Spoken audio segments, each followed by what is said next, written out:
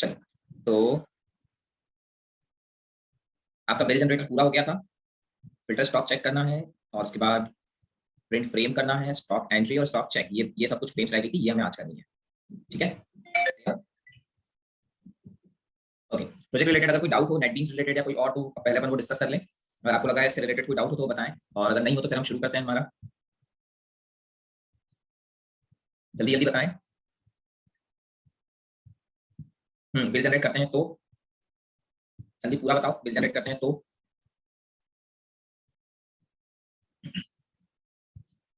Exception आ रही है। Exception इसलिए आ रही है क्योंकि तुमने बिल जनरेट करना भी सीखा ही नहीं। यहाँ पर उस पर्टिकुलर क्लास के अंदर अगर तुमने देखा ही नहीं, एक्चुअली वो कोड अपना हुआ ही नहीं था। जब आप बिल जनरेट करते हो तो यहाँ पर इस पर्टिकुलर क्लास ने जिस क्लास को, that is bill generator, where it is, बोलते हैं उसको प्रिंट फ्रेम, दिस वन। ये जो बिल रिसीप्ट है इसको अगर प्रॉपर्ली देखो तो ये क्लास तो हमारी हुई नहीं थी, ये हमने पढ़ी नहीं थी।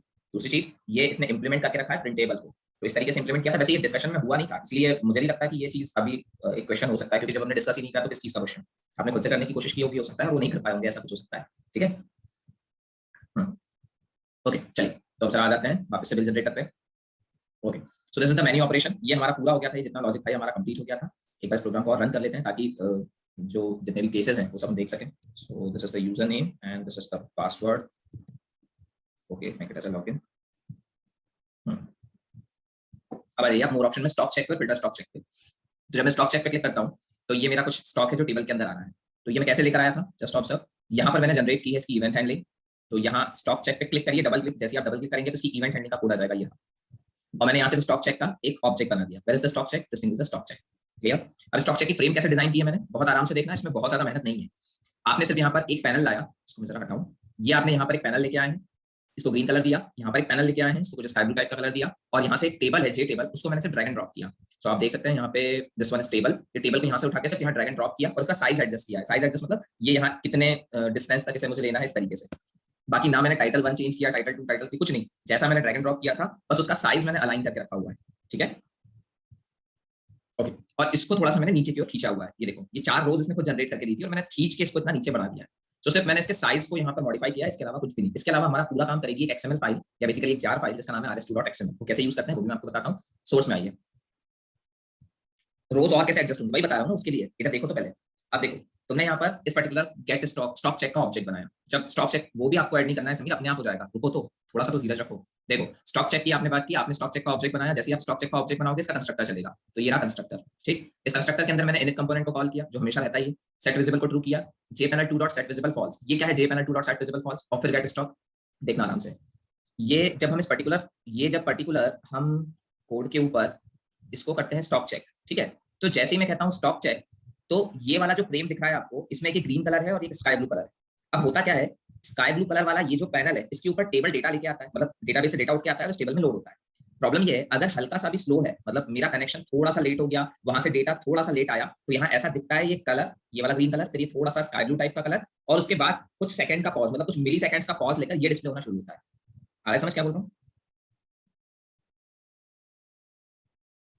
तो वो जो मिली सेकंड का डिफरेंस है वो विजिबल होता है, मतलब वो आंखें देख लेती है कि ये पर्टिकुलर चीज दिख रही है, ये पर्टिकुलर ऐसा स्काई ब्लू कलर दिख रहा है, पर टेबल नहीं दिख रहा है। और फिर कुछ मिली सेकंड्स बाद वो टेबल भी दिखना शुरू होता है। सो बेसिकली वो चीज विजिबल इफेक्ट होता है। तो वो विजिबल इफेक्ट को छुपाने के लिए मैंने इस पर्टिकुलर पैनल को यहाँ पे पहले विजिबल फॉल्स किया हुआ है, jpanel2.setVisibleFalse।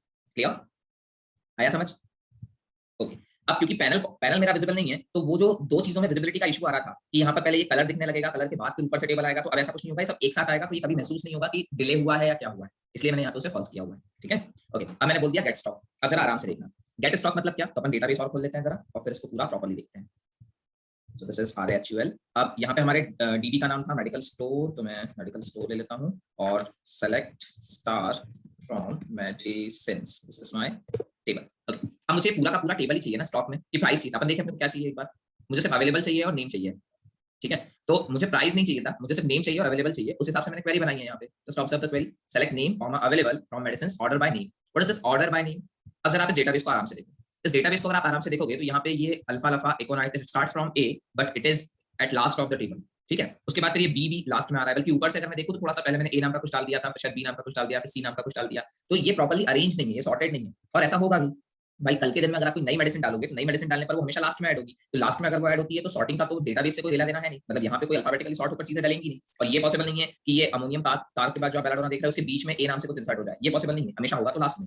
अब अगर आप यहाँ पे थोड़ा सा नोट करो ना, तो एक चीज ऑब्जर्व करना, ये जनरेट बिल वाले पे जब मैं क्लिक करता हूँ ना, तो देखना यहाँ पे ना सीधा सीधा मुझे एज इट इज मिल रहा है, जैसा मेरा डेटाबेस में ये अल्फा अल्फा आइकोनाइट बैक्टीरिया थुजाई जैसा लास्ट में था वैसा मिल रहा है। बट अगर मैं स्टॉक की बात करूं तो स्टॉक फ्रेम को अगर आप ध्यान से देखो तो देखो ये पूरा का पूरा ना ए नाम पहले अरेंज कर दिया गया, उसके बाद बी है, उसके बाद सी है, उसके बाद डी ई, और मतलब सॉर्टेड है कुल मिला के। क्लियर? आई बात समझ? अंतर दिख रहा है दोनों में?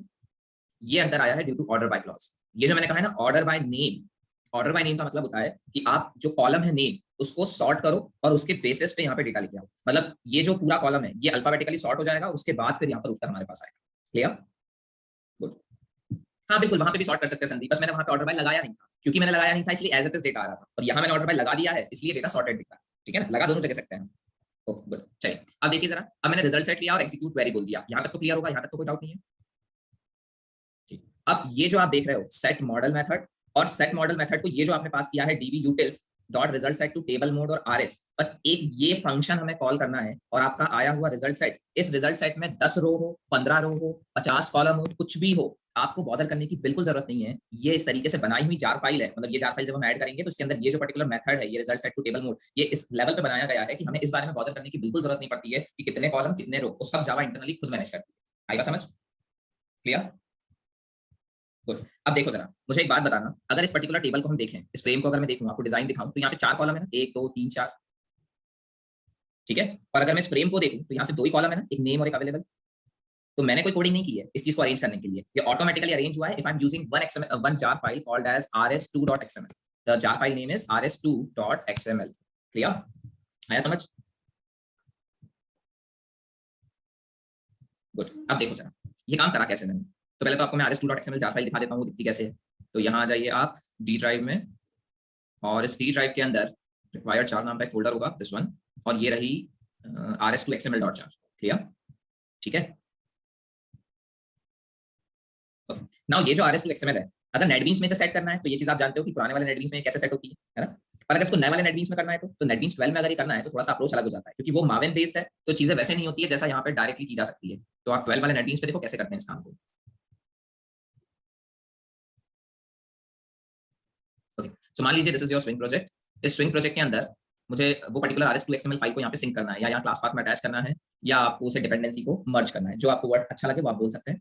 सो यहाँ पर आप जाइए, जैसे this is your my project, suppose ये माय प्रोजेक्ट है जिसके अंदर सोर्स पैकेज है, न्यू फ्रेम है, ये अदर रिसोर्सेज है, ये हम लोगों ने पिछले लेक्चर में सीखा था कि अपने को इमेज ऐड करनी हो तो कैसे करते हैं, ये वो वाला है। Now there is a dependency, इस डिपेंडेंसी पे राइट क्लिक करिए and go to the add dependency.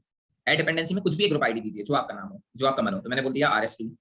उसके बाद फिर आर्टिफैक्ट आईडी दीजिए, आर्टिफैक्ट आईडी में आप कुछ भी दे सकते हैं जो आपका मन है, मैंने बोल दिया XML, rs2.xml है इसलिए rs2xml। वर्जन दे दीजिए, वर्जन मैंने दे दिया 1। इतना मैंडेटरी आपको देना है, ये आप कुछ भी नाम दे सकते हैं, आपका जो मन है आप यहाँ पे नाम दे सकते हैं, इसके लिए कोई हार्ड एंड फास्ट रूल नहीं है, ठीक है। बट हाँ, हमारी जार फाइल का नाम क्योंकि rs2xml है तो मैंने rs2xml यहाँ पे दे दिया था। अब ऐड करिए इसको, ठीक। अब जब आप इसे ऐड करेंगे तो यहाँ पे ये जो xml-1.jar बन के आ रही है, ये देखिए यहाँ पर एरर आ रहा है। एरर इसलिए आ रहा है क्योंकि ऐसी कोई जार फाइल है नहीं, मावेन ऐसी किसी जार फाइल को डाउनलोड नहीं करवा रहा है, और ये हमें लोकली डालनी है। तो आप इस पर राइट क्लिक करिए और इस पर करिए मैनुअली इंस्टॉल आर्टिफैक्ट, बस इस मैनुअल इंस्टॉल आर्टिफैक्ट पे क्लिक करिए, ब्राउज पे जाइए, और हमारी जो फाइल है जस्ट गो टू देयर, इसमें डी ड्राइव पे आइए और रिक्वायर्ड जार और हमारी rs2xml एंड सेलेक्ट, बस इंस्टॉल लोकली।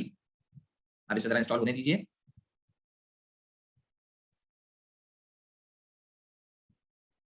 ओके, अब देखिए ये xml-1.jar जो आपको दिखाई दे रही है एरर हट गया। क्लियर? सो ये तरीका है जिससे हम नेटबीन्स 12 में अपनी लोकल किसी फाइल को यहाँ पे सिंक कर सकते हैं, ठीक है। गुड। अब देखो जब आप ये जार फाइल सिंक करोगे तो ही जाके आपको ये वाला पैकेज मिलेगा, and the package name is what, just observe this thing, ये दोनों पैकेज इंपोर्ट net.protanit.sql dbutils, और वैसे यहाँ पे jtable update db, ये दोनों पैकेज की हमको जरूरत है, ठीक। तो ये आपको याद रखना नहीं है एक्चुअली, आप जब यहाँ पे dbutils लिखोगे क्लास तो अपने आप ये वाला dbutils वाला पैकेज इंस्टॉल हो जाएगा, या कह लीजिए इंपोर्ट हो जाएगा, और जब आप ये पर्टिकुलर मेथड कॉल करोगे तो इसके साथ ही ये jtable update db वाला भी हो जाएगा। क्लियर?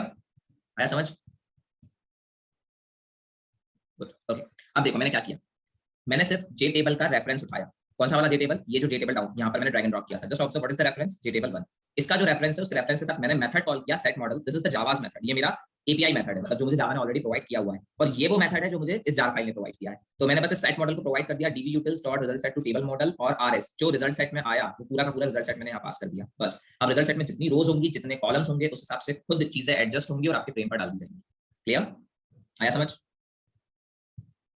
और अगर ये काम आपको मैनुअली करना है, तो अगर ये काम मैनुअली करना है ना, तो पसीने छूट जाएंगे, मजा आ जाएगी इस काम को मैनुअली करने में।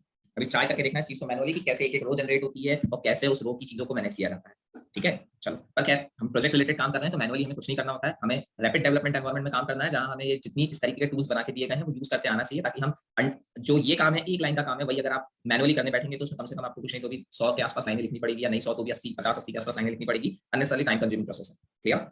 Okay, now there is one method I have called jtable.set row height. ये set row height एक्चुअली इसकी हाइट एडजस्ट कर रहा है, ये वाला, मतलब ये जो आप देख रहे हो ना इकोनाइट, और ये जो व्हाइटनेस है और ये जो ग्रेनेस है, तो ये जो है that is a row height, ये रो हाइट मैंने एडजस्ट करी होगी 20।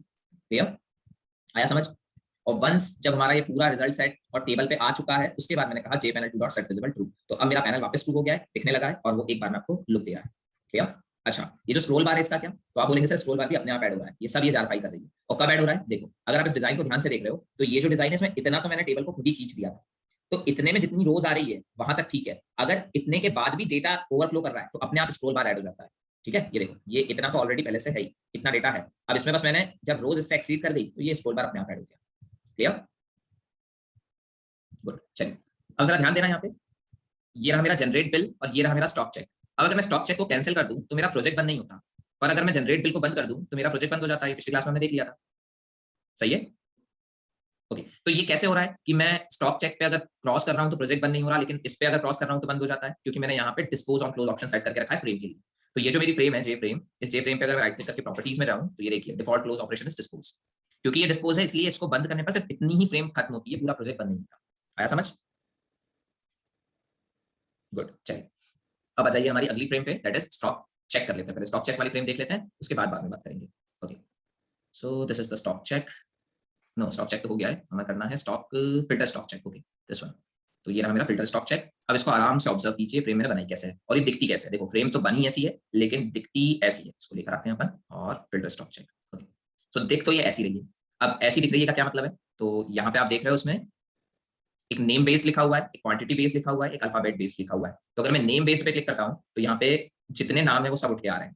सही बात है? ओके, अगर मैं क्वांटिटी बेस पे क्लिक करता हूँ तो क्वांटिटी बेस पर यहाँ पे कुछ क्वांटिटीज आ रही हैं। अगर मैं अल्फाबेट बेस पे क्लिक करता हूँ तो यहाँ A to Z अल्फाबेट आ रहा है। ठीक है, अब इसी बेसिस पे मुझे सर्चिंग करनी है। जैसे अल्फाबेट में अगर मैं चाहता हूँ मेरे पास बी, हाँ बिल्कुल, these are basically radio buttons. अगर मुझे ये पता करना है कि बी नाम से कितनी मेडिसिन है, तो बी में मैंने बोला सर्च, और देखो यहाँ पे ये सर्च में 3 मेडिसिन आ गई। इसी तरीके से अगर ए नाम में जाऊँ तो search and there are that many medicine. अगर मैं कहूँ जी तो इतनी, एक ही मेडिसिन है। क्लियर? अब ये मैंने किया कैसे, तो देखिए जरा यहाँ पे ये पर्टिकुलर दिस वन। सो यहाँ पर एक पैनल है। सबसे पहले इस पैनल पर मैंने लिखा है फिल्टर बेस्ड स्टॉक चेक। फिर एक और पैनल है जिसके ऊपर 3 रेडियो बटन है, that is name based, quantity based, alphabet based. ये कैसे करते हैं बताता हूँ आपको। फिर एक और पैनल है, यहाँ पे एक टेक्स्ट फील्ड है, सॉरी कॉम्बो बॉक्स है। फिर यहाँ पर भी एक कॉम्बो बॉक्स है, यहाँ पर भी एक कॉम्बो बॉक्स है, और तीनों में सर्च बटन है। उसके बाद नीचे एक और पैनल है जिसके ऊपर मैंने एक टेबल को लाके रखा हुआ है। अब अगर आप नोट कर पा रहे हो तो पिछले वाले टेबल की लेंथ बहुत बड़ी आ रही थी, पर इस टेबल की लेंथ इतनी ही आ रही है। तो टेबल की लेंथ उतनी ही आएगी जितनी आप यहाँ पर रखोगे, प्लेस करोगे। मतलब ये वाली लेंथ और ये वाली विड्थ, ये हमेशा उतनी ही होगी जितनी आपने प्लेस कर दी है। हाँ, उसके अंदर जो डेटा है वो चीजें चेंज हो जाती है। आ रहा है समझ क्या बोल रहा हूँ? तो अगर डेटा कम है तो भी अपने साइज को श्रिंक नहीं करता। जैसे आपने यहाँ ऑब्जर्व किया होगा, there only one medicine is there gelsemium, तो इसने अपने आप को श्रिंक नहीं किया। पर हाँ, अगर ये मेडिसिन इतनी हो जाए कि वो उसके नीचे जाने लगे तो यहाँ स्क्रोलर जरूर ऐड हो जाएगा। क्लियर? गुड। ओके, चलिए, तो ये चीज क्लियर है। तो अब आप मुझे बता दो, क्या शुरू में मैंने तीनों का विजिबिलिटी को फॉल्स रखा है? इसकी, इसकी, इसकी और इसकी, इन चारों की विजिबिलिटी शुरू में फॉल्स है। यस। अब ये रेडियो बटन का बिहेवियर देखना, तो अपन जरा न्यू फ्रेम में ही चलते हैं। यहाँ पे this is a new J frame, और रेडियो बटन की अगर मैं आपको बात करूं तो मैंने एक रेडियो बटन यहाँ पे रखी, फिर ये दूसरी रखी, और फिर ये तीसरी रखी। ओके, अब इसको अगर मैं चलाऊं न्यू जे फ्रेम को, तो एक चीज को ऑब्जर्व करिएगा जरा। रन फाइल, ओ सॉरी, इसके लिए हमें एक दूसरा लेना पड़ेगा। आपको याद है को कौन सा हम बना रहे थे? कोई भी लेते हैं, स्विंग डेमो 5 कर लेते हैं। ओके, स्विंग डेमो 5 न्यू जे फ्रेम। ओके, चलिए, तो यहाँ पर ना मैं काम करता हूँ, 3 रेडियो बटन को ड्रैग एंड ड्रॉप करता हूँ, 1 2 और ये 3। अब इसके एक इफेक्ट को ऑब्जर्व कीजिएगा। तो मैं इसको रन करता हूँ। ओके, नाउ आपने अभी देखा कि रेडियो बटन जो क्लिक हो रहे थे एट अ टाइम कोई एक ही हो रहा था। मतलब अगर आपने यहाँ पे बोला है क्वांटिटी बेस्ड, तो क्वांटिटी बेस्ड चेक हो रहा है। अल्फाबेट बेस्ड को बोल रहा हूँ तो क्वांटिटी बेस्ड हट जा रहा है, नेम बेस्ड पे क्लिक कर रहा हूँ तो ये हट जा रहा है, तो सभी म्यूचुअल एक्सक्लूसिव है, कोई एक ही एट अ टाइम सेलेक्ट होती है। पर अगर मैं यहाँ देखूँ तो ये तीनों ना एक साथ सेलेक्ट हो रही है। सही बात है? ओके, तो ये बाय डिफॉल्ट बिहेवियर है कि भाई रेडियो बटन इंडिपेंडेंट एंटिटी होती है। आप इन तीन रेडियो बटन्स को आपस में म्यूचुअल एक्सक्लूसिव आपको बनाना पड़ता है, ये अपने आप म्यूचुअल एक्सक्लूसिव नहीं होती है। तो इसको अगर मुझे म्यूचुअल एक्सक्लूसिव बनाना है तो मैं कैसे बनाऊंगा? तो आप बोलेंगे सर हमें यूज करना पड़ेगा बटन ग्रुप। कैसे यूज करते हैं बटन ग्रुप? यहाँ पर एक बटन ग्रुप ढूंढिए, कहाँ पर है?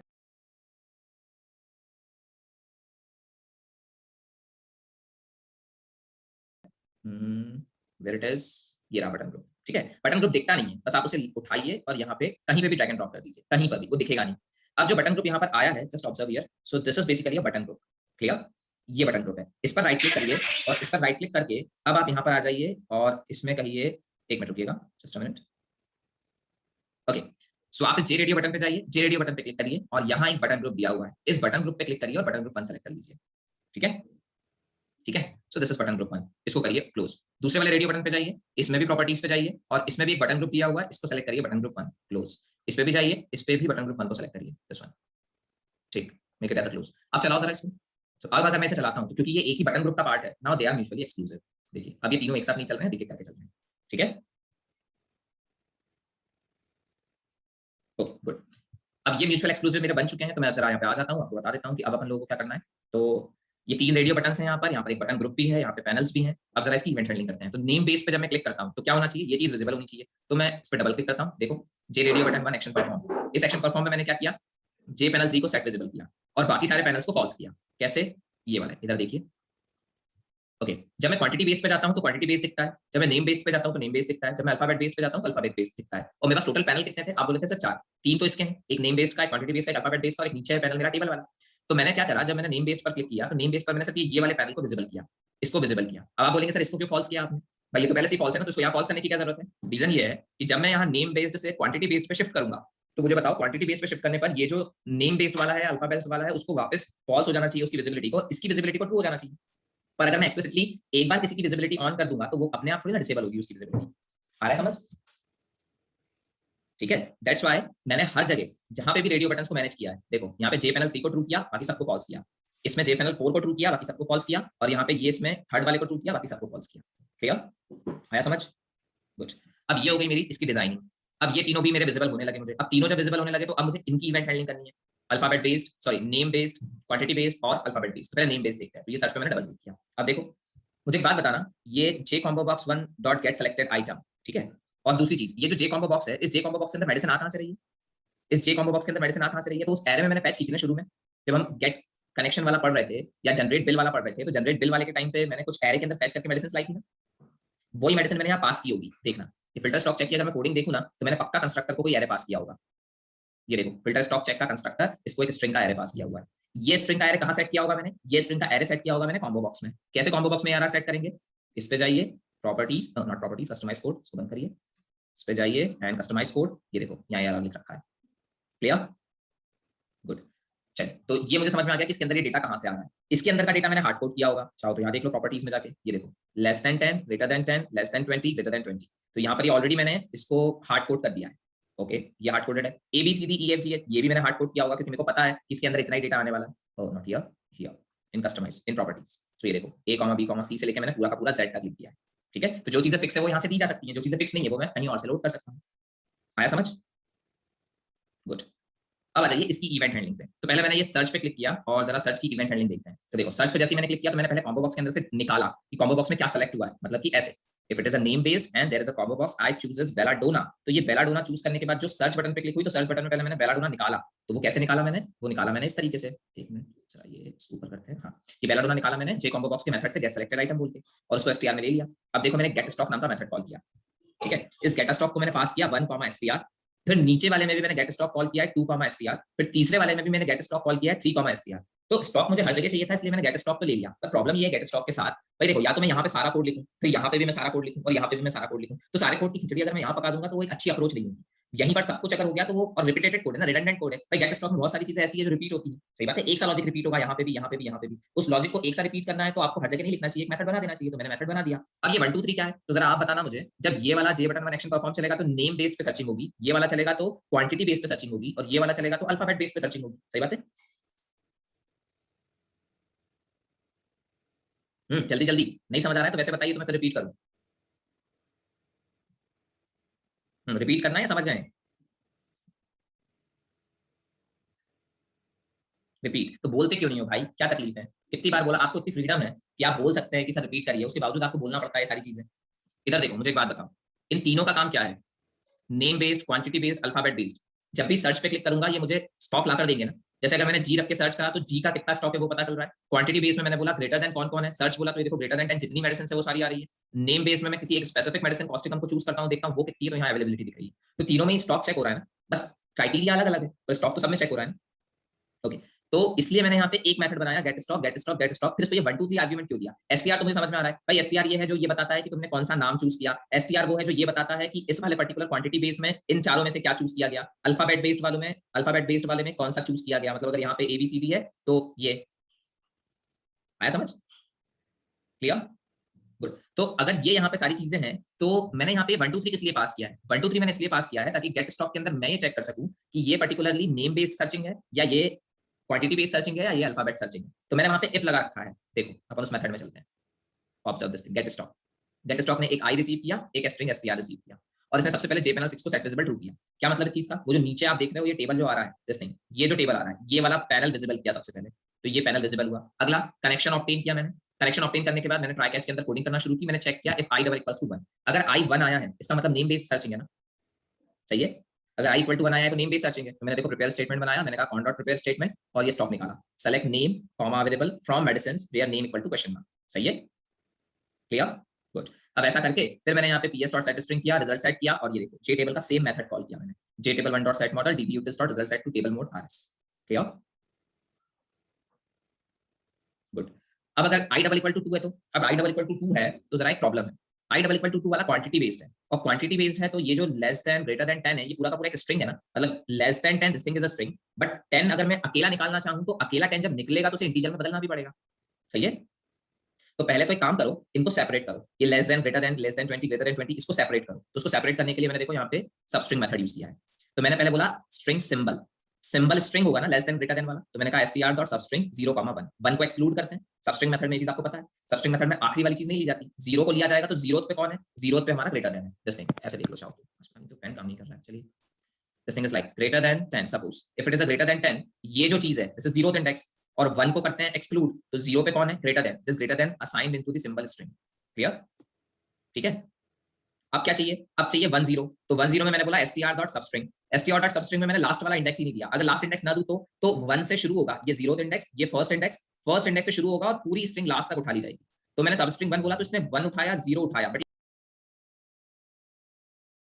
ये 1 और 0 जो उठाएगा स्ट्रिंग फॉर्मेट में उठाएगा। इस स्ट्रिंग को मुझे इंटीजर में बदलना पड़ेगा, इसलिए मैंने कहा इंटीजर डॉट पार्स इंट, और ये आ गया इंट काउंट। Clear, good. अब मेरे पास ग्रेटर देन का सिंबल भी है और मेरे पास ये पर्टिकुलर 10 भी। अब मैं इसके बाद नीचे आया और मैंने यहाँ पे प्रिपेयर्ड स्टेटमेंट में क्वेरी लिखी, क्वेरी आराम से देखना, select name comma available from medicines where available, available चाहिए मुझे, नेम तो मेरे पास ऑलरेडी है। अब देखो अवेलेबल के बाद क्या करा है मैंने, यहाँ पर कंकैटिनेशन करा है, प्लस सिंबल, सिंबल स्ट्रिंग है ना, सिंबल स्ट्रिंग है ना, गुड। तो यहाँ पर अगर ग्रेटर देन 10 था तो ये क्या बन जाएगा, अवेलेबल ग्रेटर देन, स्ट्रिंग ऐसी बन जाएगी, मतलब select name comma available from medicine name where available greater than, और ग्रेटर देन के बाद फिर ये आया क्वेश्चन मार्क, और क्वेश्चन मार्क में क्या स्टफ करना है, ये वाला इंट जो मुझे मिला था। तो ये इंट मुझे मिला था कहां से, यहाँ से, इस इंट को अगर मुझे इसमें स्टफ करना है तो मैंने कहा ps dot set int 1 comma count. Clear, आया समझ। तो क्वेरी क्या बन गई, क्वेरी बन गई select name comma available from medicines where available is greater than 10। तो अब ये डेटाबेस में जाएगा और ये जो अवेलेबल कॉलम है इसमें जितने ग्रेटर देन 10 है उन सबको उठा के ले आएगा। क्लियर, गुड, चलिए सेम प्रोसेस रिपीट किया मैंने, रिजल्ट सेट और ये table 1 dot set model. Clear, good. अब लास्ट देखिए, last is what, last is alphabet based. तो अल्फाबेट बेस्ड वाले में मैंने कहा cone dot prepare statement select name comma available from medicine. Okay, now the query is changed. अब आप मुझे बताइए, मुझे यहाँ पर जो ए नाम से शुरू होने वाले हैं वो निकालना है, समझ रहे हो आप, मुझे जो ए नाम से शुरू होने वाले मेडिसिन है वो चाहिए, या बी नाम से शुरू होने वाले मेडिसिन चाहिए। तो हम क्वेरी क्या लिखेंगे, हम यूज करेंगे लाइक। ठीक है, तो मैंने क्या बोला, select name comma available from medicine where name, और इसमें इक्वल टू ना लगाकर मैंने लाइक लगाया। ठीक है, ठीक है भाई, इक्वल टू लगाते हैं तो एग्जैक्ट मैच होता है, लाइक लगाते हैं तो किससे शुरू होता है किस पे खत्म होता है, इस तरीके की चीजें शुरू होती है, और उसके बाद लगाया प्लेस होल्डर क्वेश्चन। अब इस क्वेश्चन मार्क को क्या वैल्यू दी, क्वेश्चन मार्क की वैल्यू आराम से देखना, ps dot set string 1 comma str plus this thing. ये str क्या है, आप बोलेंगे सर str ये है जो हमारा ये आ रहा है डेटा, है ना। मतलब एसटीआर में क्या आया होगा, नेम बेस्ड में नेम आया होगा, क्वांटिटी बेस्ड में ग्रेटर देन 10 या लेस देन 10 आया होगा, और एबीसीडी वाले केस में एबीसीडी आया होगा। तो ये मैंने एसटीआर यहाँ लिख दिया 1 ए बी सी जो भी है। Now after this I have assigned 1%। क्या मतलब इस परसेंटेज का, this thing is called as wild card character. क्या है, वाइल्ड कार्ड कैरेक्टर। कब यूज करते हैं, देखो अगर मैं यहाँ पर लिख दूं ए परसेंटेज, इसका मतलब होता है ए से शुरू होने वाले सब चीजें। अगर मैं यहाँ कह दूं डी एल परसेंटेज, इसका मतलब डीएल से शुरू होने वाले। अगर मैं कह दूं परसेंटेज ए, आराम से सुनना, अगर मैं कह दूं परसेंटेज ए पे खत्म होने वाले। अगर मैं कह दूं परसेंटेज डबल ओ डी, तो डबल ओ डी पे खत्म होने वाले। क्लियर, आया समझ, good. So this is what, तो मैंने यहाँ पे कहा एसटीआर में अगर ए होगा तो ए परसेंटेज मतलब ए से शुरू होने वाले, अगर बी होगा तो बी परसेंट मतलब बी से शुरू होने वाले। अंडरस्टूड। इसके अलावा कुछ और वाइल्ड कार्ड कैरेक्टर्स भी होते हैं, जैसे अंडरस्कोर। आप पढ़िएगा अंडरस्कोर क्या करता है, ठीक है। So there is a percentage and there is a underscore, that are wild card characters. Clear, good. चलिए अब आगे बढ़ते हैं। सेम चीज मैंने फिर से किया, result set rs dot rs equal to ps dot execute query और db utils एंड देन खत्म, मेरा ये कोड भी खत्म हो गया। क्लियर, आएगा समझ, गुड। चलिए अब आ जाइए जरा आगे। तो हमारी दो फ्रेम्स हो गई है, हमारी ये फिल्टर स्टॉक चेक भी हो गई और हमारी स्टॉक चेक होगी, फिल्टर स्टॉक चेक होगी। नाउ मोर पे आते हैं स्टॉक एंट्री पे। Now this is stock entry. Okay, अब जरा स्टॉक एंट्री को ध्यान से देखना। इसमें फिर दो रेडियो बटन्स हैं और दोनों फिर से म्यूचुअल एक्सक्लूसिव है, ठीक है। कैसे करते हैं समझ आ रहा है ना, mutual exclusive. Okay, now just observe the logic. Suppose आपके डेटाबेस में यहाँ पे अर्निका है, ऑलरेडी है, अभी अवेलेबिलिटी 55 है, लेकिन एक दिन ऐसा आएगा जब वो 0 होने लगेगी, है ना। तब आपको अर्निका की क्वांटिटी बढ़ानी है, अर्निका को फिर से इंसर्ट करना है, क्वांटिटी बढ़ानी है। बहुत बढ़िया। इसमें अगर मैं ऊपर से लेके नीचे तक देखूं तो मुझे लिथियम कार्ब नहीं दिख रही है, मतलब there is no medicine like as lithium carb. अब अगर मुझे लिथियम कार्ब इसमें इंसर्ट करनी है, तो लिथियम कार्ब मुझे इंसर्ट करनी है, उसकी क्वांटिटी बढ़ानी है। ये एक फ्रेश मेडिसिन इंसर्ट करनी है ना मुझे, यस। तो इसलिए दो यहाँ पे, इंसर्ट न्यू मेडिसिन की बिल्कुल नई मेडिसिन इंसर्ट करना है, add stock to existing medicine, ये दो ऑप्शंस इसलिए दिए हैं, ठीक है। Clear, okay. फ्रेम में क्या क्या होगा आप खुद देख सकते हो। फ्रेम में कुछ इस तरीके की चीजें हैं, वो is stock check, stock entry. Okay, जो स्टॉक एंट्री है इसकी आप फ्रेम देख लीजिए। नाउ जस्ट ऑब्जर्व, ये दो पैनल्स हैं, ये एक और पैनल है, नीचे एक पैनल पे बटन है। शुरुआत में ये दोनों हाइड है, जब इसकी इवेंट हैंडलिंग होगी तो अकॉर्डिंगली ये विजिबल होंगे। क्लियर, ठीक है, गुड। दोनों कैसे लाए होंगे आपको पता है, साथ में एक बटन ग्रुप भी होगा, ये भी आपको पता है। अब इसकी कोडिंग देख लेते हैं एक बार। तो जब मैं इंसर्ट न्यू मेडिसिन पे क्लिक करता हूँ, डबल क्लिक, तो देखो एक को ट्रू किया, एक को फॉल्स। वैसे जब उससे नीचे वाले पे आऊंगा, इस वाले पर add stock to existing medicine, इसमें भी एक को ट्रू किया, एक को फॉल्स, ऊपर वाले को फॉल्स, नीचे वाले को ट्रू। क्लियर, आएगा समझ, गुड। अब देखिए जरा, अब यहाँ पर ये ऐड बटन भी दी है और स्टॉक चेक भी दिया हुआ है, राइट। सही बात है, आपने अगर यहाँ पर कोई मेडिसिन इंसर्ट की है तो मेडिसिन इंसर्ट करने के बाद जरा स्टॉक चेक भी तो करिए कि वाकई मेडिसिन इंसर्ट हुई है या नहीं। उस हिसाब से मैंने एक स्टॉक चेक भी देके रखा हुआ है। ये स्टॉक चेक क्या करता होगा, ये आपकी वही फ्रेम खोलता है जो आप वहां से भी खोल सकते हैं, सही है। ये सेम फ्रेम थी ना जो हम आगे से भी खोल सकते थे इधर से, बिल्कुल। तो ये स्टॉक चेक वही कर रहा है। इसके लिए कोडिंग क्या लिखी है, सिंपल सा, स्टॉक चेक का ऑब्जेक्ट बना दिया, जैसा आपने बिल जनरेटर के अंदर स्टॉक चेक का ऑब्जेक्ट बनाया था, यहाँ ऑब्जेक्ट बना दिया, ठीक है। ओके, अब आ जाइए जरा इस पर। सो मैंने कहा पहले तो add stock to existing medicine, मैंने कॉस्टिकम लिया, क्वांटिटी कितनी चाहिए मुझे, 10 क्वांटिटी ऐड करनी है, आई सेज ऐड। तो इसने बोल दिया स्टॉक अपडेटेड सक्सेसफुली। क्लियर, ठीक है। अगर मुझे कुछ, अब इसमें देखो स्टॉक चेक कॉस्टिकम को, सो this is the Causticum, Causticum नहीं थी, कौन सी थी, कॉस्टिकम ही थी क्या, तो फिर माइनस में होगी वो, इसलिए -6 होगी, तो +10 किया है तो 4 होगा। ये अमोनियम कार्ब पे प्रैक्टिकल करके देख लेते हैं। अमोनियम कार्ब इज -11, तो अपन एक काम करते हैं, अमोनियम कार्ब चूज कर लेते हैं। दिस इज -11, तो मैं 12 कर देता हूं इसको, तो 1 दिखने लगेगी। Add stock updated successfully, stock check, now this is ammonium carb is 1। Clear, आया समझ, गुड। तो माइनस में होगा इसलिए ऐसा हो रहा होगा, ठीक है। सो ये तो हुआ हमारा वो जो हमने स्टॉक को बढ़ाया। एक अब मुझे इंसर्ट न्यू मेडिसिन करना है। इंसर्ट न्यू मेडिसिन में मुझे मेडिसिन का नाम देना पड़ेगा। So suppose I am writing here lithium and carb. Lithium carb का रेट क्या है, जो भी आपको लग रहा है रेट उस हिसाब से डाल दीजिए। सपोज 80, क्वांटिटी कितनी लेनी है अपने को, सो हम लोगों ने 15 क्वांटिटी अभी परचेज की। Okay, add, so record inserted successfully. Okay, just check is there any lithium carb, yes, now there is a lithium carb with the 50। Clear, okay. अब ये लॉजिक कैसे चल रहा है, आ जाइए जरा। सो डिजाइन पे आते हैं। ये तो सिंपल सी इंसर्ट क्वेरी है, आपको समझ आ रहा होगा। मैंने ऐड किया, देखो तीनों से मैंने डेटा निकाला भाई। जेट एक्सफिल्ड 1 से डेटा निकाला, मेडिसिन का नाम, जेट एक्सफिल्ड 2 से डेटा निकाला, मेडिसिन की रेट, जेट एक्सफिल्ड 3 से डेटा निकाला, मेडिसिन की क्वांटिटी, सही है। कनेक्शन एस्टैब्लिश किया, कनेक्शन एस्टैब्लिश करके सिंपल सा इंसर्ट क्वेरी चला दिया। इंसर्ट इनटू मेडिसिंस वैल्यूज, 3 बार क्वेश्चन मार्क, तीनों वैल्यूज नेम, रेट और क्वांटिटी को सेट किया और एग्जीक्यूट अपडेट बोल दिया। अगर अपडेट सक्सेसफुली हो गई है, मतलब सिंपल सी बात है, अगर इंसर्ट हो गई तो रिटर्न आएगा 1। अगर 1 रिटर्न आया है तो मैंने शो डायलॉग मैसेज यूज किया, शो मैसेज डायलॉग, और मैंने बोल दिया रिकॉर्ड इंसर्टेड सक्सेसफुली। और अगर नहीं हुआ तो मैंने कह दिया record not inserted successfully. Clear, ठीक, ओके। नाउ अगर आपने नोट किया हो तो जैसे रिकॉर्ड चला जाता है ये सारी चीजें ब्लैंक हो जाती है, जबकि अपने आप ब्लैंक नहीं होती है। तो अब ये कैसे हुआ, this is because of this thing. JTextField 1 dot set text blank किया, जेट एक्सफिल्ड 2 को ब्लैंक किया, 3 को ब्लैंक किया, ठीक। इसलिए जब रिकॉर्ड चला गया अंदर तो तीनों टेक्स्ट फील्ड्स ब्लैंक हो गई। क्लियर, और ये सेफ साइड अच्छा भी है भाई, आपने टेक्स्ट फील्ड को ब्लैंक कर दिया, ये सेफ साइड अच्छा भी है, क्योंकि हो सकता है इसके तुरंत बाद फिर से ऐड कर जाए, है ना। Good, okay. Okay, now just observe. अब ये जो एक अभी अपना टॉपिक निकला है, इसके तुरंत बाद ऐड दब जाए तो क्या? तो मेरी बात ध्यान से सुनिएगा। Inside the MySQL there is some concept called as constraints. Do you know the term constraints? ये पता है आपको? डू यू नो प्राइमरी की? ये पता है आपको? प्राइमरी की, नॉट नल, यूनिक, ये सब नहीं पता? ओके, ये पढ़िएगा, ठीक है। देखो, इस प्रोजेक्ट में जो मॉडिफिकेशन है मैं आपको बता रहा हूँ। इनसाइड द डेटाबेस जब मैंने टेबल बनाया था तो कोई कंस्ट्रेंट नहीं लगाए थे। जब हम टेबल बनाते हैं तो हम कंस्ट्रेंट भी लगाते हैं। ये कोई मेरे जावा का काम नहीं है कि वो चीजों को रोके। ये डेटाबेस का भी एक जिम्मेदारी है कि हमारे अंदर वो अपने अंदर डुप्लीकेसी ना होने दे, ठीक है। ये डेटाबेस के प्रिंसिपल्स हैं। सो इस नेम को आप प्राइमरी की बना सकते हैं, क्योंकि सिंपल सी बात है, मेडिकल नेम, मेडिसिन नेम है, यूनिक ही होंगे। हम इसके अंदर ऐसा कोई नहीं डालेंगे जो रिपीटेड मेडिसिन नेम होगा। कोई ना कोई चीज जरूर बदलेगी। Even though if you are saying something is same like Ecosprin medicine can be available in multiple potencies, तो इकोस्प्रिन मेडिसिन अगर मल्टीपल पोटेंसीज में भी अवेलेबल है तो उसका 75 और 150 ये चीज अलग अलग होती है ना। तो एक तो medicine name is still same, the potencies are different. Clear? आया समझ?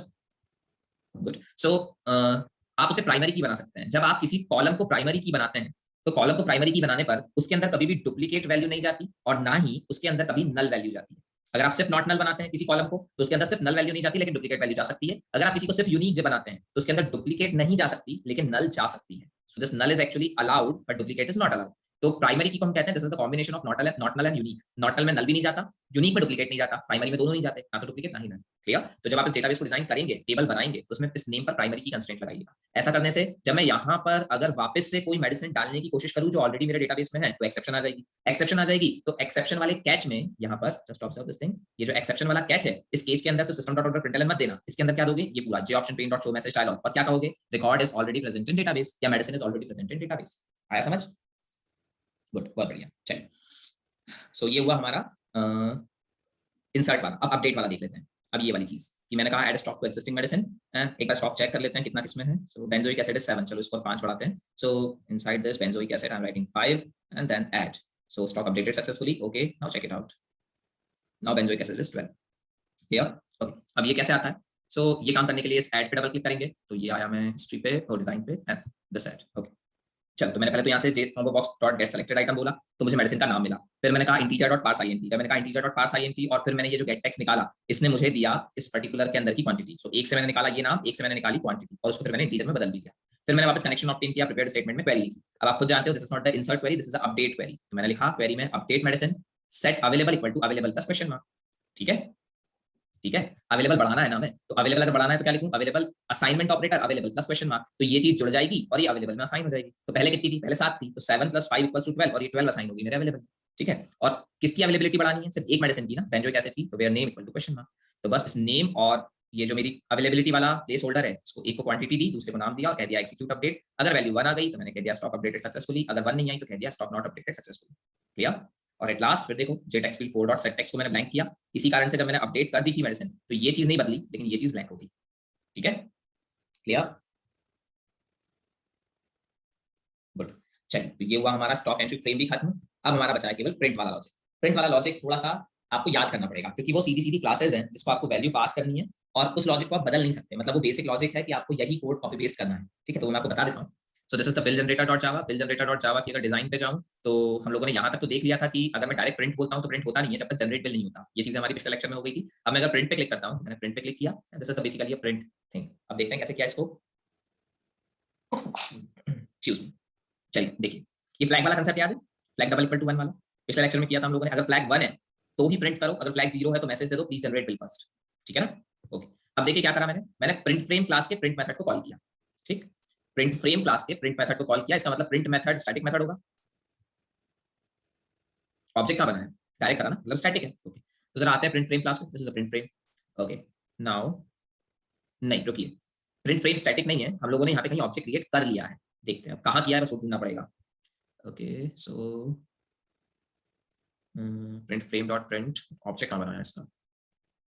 स्टॉक एंट्री ये रहा। Okay, just observe this thing. देखो, ये वो है जो बिल जनरेटिंग का लॉजिक था। ये याद है ये वाला लॉजिक सब? है ना, ये पिछली बार हम लोगों ने लॉजिक डिस्कस किया था। ओके, अब देखो उस टाइम पे एक एरे लिस्ट बनाई थी, एक एरे लिस्ट बनाई थी हम लोगों ने मेडिसिन के नाम की कि कौन कौन से मेडिसिन सेलेक्ट किए गए, और एक बनाई थी टोटल की, मतलब टोटल मतलब एक एक मेडिसिन का कितना कॉस्ट है। इस तरीके से देख लीजिए, एक बार रिवाइज कर लीजिए। So there is suppose ammonium par, there is suppose there are 3 medicine, so the total is 300। उसके बाद फिर वेट एक मिनट, और उसके बाद फिर मैंने कहा प्लस, अब मैंने यहाँ से यूज किया सपोज कॉस्टिकम और क्वांटिटी मैंने ले ली सपोज 4 एंड दिस इज 260। अब अगर मैं जनरेट बिल करता हूँ तो ये चीज हमें समझ में आ रही है कि टोटल 300 है और ये वाला टोटल 260 है और ये नेम अमोनियम का है और ये नेम कॉस्टिकम है। तो एक एरे लिस्ट बनाई थी जिसमें ये दोनों नाम थे और एक एरे लिस्ट बनाई थी जिसमें ये दोनों टोटल्स थे। सही है, सही है, ओके। तो बस यही दोनों जो है that is the thing, medicine name और ये टोटल और सम मतलब ये वाला सम, ये जो बिल में आया है टोटल बिल सम, ये उठा के मैंने कंस्ट्रक्टर को पास किया प्रिंट फ्रेम के। सो पहले मैंने कहा नहीं, प्रिंट फ्रेम की कंस्ट्रक्टर डायरेक्ट मैंने बनाया है, प्रिंट फ्रेम एक सेट टेक्स्ट मेथड है जिसको ये पास किया है। ठीक है, this is also a manual method set text, ये कोई प्रिंट फ्रेम क्लास का वो नहीं है, मतलब ऐसा बिल्ट इन मेथड नहीं है। So this is a print frame, new print frame, ये एक ऑब्जेक्ट बना दिया और इस रेफरेंस के थ्रू सेट टेक्स्ट मेथड को तीनों चीजें पास कर दी। क्लियर, यहां तक क्लियर है? ओके, अब ये जो प्रिंट फ्रेम क्लास है, इस प्रिंट फ्रेम क्लास के थ्रू मैंने प्रिंट मेथड को कॉल किया, मतलब object basically not a class, print frame का जो रेफरेंस है ऑब्जेक्ट रेफरेंस, उसके थ्रू प्रिंट मेथड को कॉल किया, तो अब जाके ये प्रिंट मेथड यहाँ पे इन्वोक हुआ। सो this is the print frame dot जावा। अब जरा दोनों मेथड ध्यान से देख लीजिए। तो पहले तो जरा देखना, प्रिंट फ्रेम ये कंस्ट्रक्टर चला होगा शुरू में, है ना, जब मैंने ऑब्जेक्ट बनाया होगा प्रिंट फ्रेम क्लास का, तो प्रिंट फ्रेम का कंस्ट्रक्टर चला होगा, कंस्ट्रक्टर चला होगा तो मैंने कहा इनिट कंपोनेंट, इनिट कंपोनेंट के बाद यहाँ पे ये क्या करा है मैंने, now just observe the design. देखना आराम से, मुझे एक बात बताओ, बहुत आराम से सुनना बात को। इस बिल की अगर मैं बात करूं तो इस बिल पे कितने पैनल्स हैं? 6 पैनल्स हैं, इसमें 6 मेडिसिन ऐड कर सकते हैं एक बार में। सही है, जल्दी जल्दी बताओ। हाँ, ओके। तो मुझे बताओ क्या ये पॉसिबिलिटी बनती है कि 6 मेडिसिन से ज्यादा एक बार में आ पाएगा? तो आप बोलेंगे नहीं सर, कोई पॉसिबिलिटी नहीं बनती कि एक बार में 6 मेडिसिन से ज्यादा हो पाएगी। तो एक बार में अगर, अच्छा इसको अपग्रेड कैसे करना है वो भी मैं आपको बता दूंगा, हाउ टू अपग्रेड कि 6 मेडिसिन से ज्यादा बढ़ जाए, बट वो लास्ट का टॉपिक है, वो जब हम इसका मॉडिफिकेशन देख रहे होंगे तब मैं आपको बताऊंगा इसमें आपको मॉडिफाई क्या क्या करना है। ठीक है, अभी फिलहाल के लिए मैं आपसे ये कह रहा हूं कि इसमें क्योंकि 6 पैनल्स हैं तो 6 मेडिसिन एक बार में हो सकती है। तो मुझे बताओ जब मैं जनरेट करूंगा बिल रिसीप्ट, बिल रिसीप्ट पे 6 से ज्यादा मेडिसिन आ सकती है क्या? नहीं ना, गुड। तो मैंने क्या करा है, मैंने यहाँ पे लेबल्स उठाए हैं, इस फ्रेम को आराम से देखना, जे पैनल 1 को। ठीक है, this is a bill receipt, this is a total amount, this is also a panel, this is also a label. ये लेबल यहाँ से यहाँ तक किया और बीच में dot dot dot dot dot लगा दिया।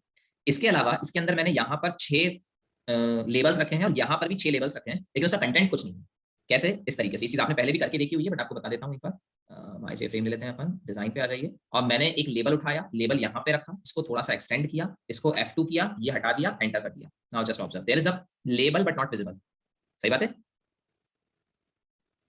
ओके। तो ऐसे ही मैंने 6 लेबल्स यहाँ पे रखे हुए हैं प्रिंट फ्रेम पर, यहाँ पर 6 लेबल्स हैं और यहाँ पर 6 लेबल्स हैं, और वो 6 लेबल्स ये हैं M1 से लेके तो M6 which are for the medicine name, and R1 से लेके तो R, ये R1 R2 R3 R4 R5 R6 ये है बेसिकली हमारे प्राइस के लिए जो टोटल प्राइस था, और एक है टोटल अमाउंट वाला। तो टोटल अमाउंट वाला जो है वो यहाँ पर प्रिंट होगा, एक तो ये लेबल है और एक यहाँ पर साइड में एक और लेबल। क्लियर, आई बात समझ?